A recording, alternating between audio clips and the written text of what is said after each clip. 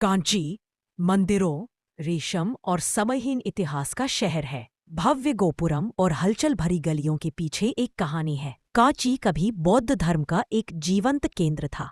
ईसा की पहली शताब्दियों में कांची विहारों, मठों और बौद्ध विद्वानों का केंद्र रहा। यहाँ के प्रसिद्ध विद्वानों और भिक्षुओं में आर्यदेव, दिगनाग और बुद्ध घोष शामिल थे। प्राचीन तमिल साहित्य और यात्रियों के विवरण में कांची की कई बौद्ध संस्थाओं और समुदायों का उल्लेख मिलता है। पुरातात्विक खोजों से पता चलता है कि यहाँ स्तूप, चैत्य और विहार मौजूद थे। कई बौद्ध शैली की मूर्तियां और शिल्प आज भी मंदिरों की दीवारों में पाए जाते हैं, जो इस धरोहर की कहानी बयां करते हैं। कहा जाता है कि यहाँ सैकड़ों मठ और हजारों भिक्षु रहते और ध्यान करते थे। कांची का प्रभाव दक्षिण भारत से बहुत दूर फैला। बौद्ध धर्म, जो परंपरा के अनुसार कांची से आए, बाद में चीन गए और जैन बौद्ध धर्म के विकास में योगदान दिया।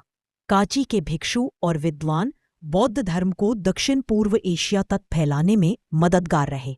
समय के साथ विभिन्न राजवंशों और मजबूत हिंदू परंपराओं के उभार के कारण कांची में बौद्ध धर्म धीरे धीरे कम हो गया। आज कांची मुख्यतः अपने हिंदू मंदिरों और रेशमी वस्त्रों के लिए जाना जाता है, लेकिन इसकी बौद्ध विरासत ग्रंथों, पुरातात्विक अवशेषों और इतिहास में जीवित है।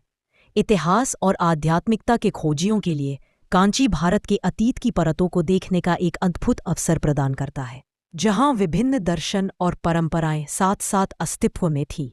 इसकी कहानी याद दिलाती है कि किसी स्थान की आध्यात्मिक धरोहर अक्सर दिखाई देने वाली चीजों से कहीं गहरी होती है।